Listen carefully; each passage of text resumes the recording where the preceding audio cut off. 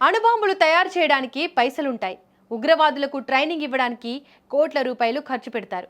భారత్పై విషం చిమ్మడానికి మాత్రం ఎక్కడా లేని ప్లాన్లు వేస్తారు. కానీ సొంత దేశంలో సామాన్యుడు తన బండిలో పోయించుకోవడానికి మాత్రం పెట్రోల్ చుక్క దొరకదు. ఇదేంటి అని అడిగితే జవాబు చెప్పే దమ్ము ఆ ప్రభుత్వానికి లేదు. ఒకప్పుడు భారత్తో పోటీ పడతామని విర్రవీగిన పాకిస్తాన్ ఇప్పుడు చిప్ప చేత పట్టుకొని అడుక్కునే స్థాయికి దిగజారిపోయింది. అవును, పాకిస్తాన్ ఇప్పుడు అక్షరాల చీకటి అంచున నిలబడింది. అసలు ఆ దేశంలో పరిస్థితి ఎంత దారుణంగా, ఎంత దరిద్రంగా తయారైందంటే కనీసం జాతీయ పండుగను కూడా జరుపుకోలేని దిక్కుమాలిన స్థితికి పాక్ ప్రభుత్వం చేరుకుంది. అసలేం జరుగుతోంది పాకిస్తాన్లో? ఇంత సంక్షోభానికి కారణమేంటి? పాకిస్తాన్లో ఇలాంటి దారుణమైన పరిస్థితులకు కారణం చమురు.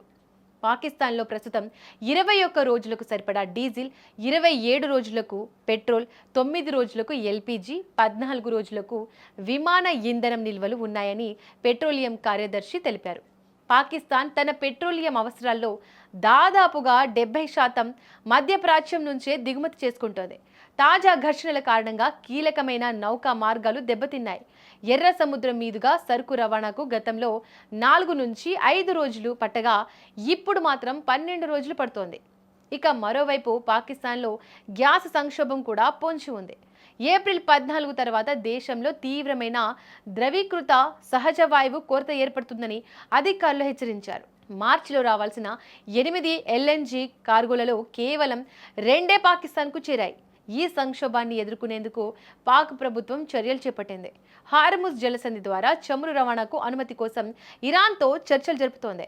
ఇక ఇంతటి సంక్షోభం సమయంలో పాకిస్తాన్ తీసుకున్న నిర్ణయం ప్రపంచ దేశాల ముందు నవ్వుల పాలు చేస్తోంది. దేశంలో ఆర్థిక సంక్షోభం కారణంగా రిపబ్లిక్ వేడుకలను రద్దు చేస్తున్నట్లు ప్రకటించారు. అసలు ఒక దేశ ప్రభుత్వానికి ఇంతకంటే సిగ్గుచేటు మరొకటి ఉంటుందా? పరేడ్ నిర్వహించడానికి, ఫ్యూయల్ ఖర్చు చేయడానికి కూడా ప్రభుత్వానికి స్తోమత లేకపోవడం పాకిస్తాన్ దివాలా తీసిందనడానికి పక్కా నిదర్శనం. దశాబ్దాలుగా పాకిస్తాన్ను ఏలిన నాయకులు, మిలిటరీ జనరల్స్ తమ జేబులు నింపుకోవడానికే తప్ప దేశ అభివృద్ధిని గాలి కొదిలేశారు. ఇన్ఫ్రాస్ట్రక్చర్ లేదు, ఇండస్ట్రీస్ లేవు, సరైన ఎడ్యుకేషన్ లేదు. కేవలం పక్క దేశాల మీద ఏడవడం, టెర్రరిజాన్ని పెంచి పోషించడమే వాళ్ళ అజెండా. ఆ పాపమే ఇప్పుడు ఆ దేశ ప్రజల పాలిట శాపంగా మారింది. దేశానికి సరైన నాయకుడు లేనప్పుడు దేశం ఎలా నాశనం అవుతుందో చెప్పడానికి పాకిస్తానే అతి పెద్ద ఉదాహరణ. ప్రజల ఆకలి కేకలు పట్టించుకోకుండా ఈగోలకు పోతే దేశం ఇలాగే దివాలా తీస్తుంది. మరి పాకిస్తాన్ ప్రస్తుత దుస్థితిపై, ఆ దేశ ప్రభుత్వ చేతకంతనంపై మీరేమనుకుంటున్నారు?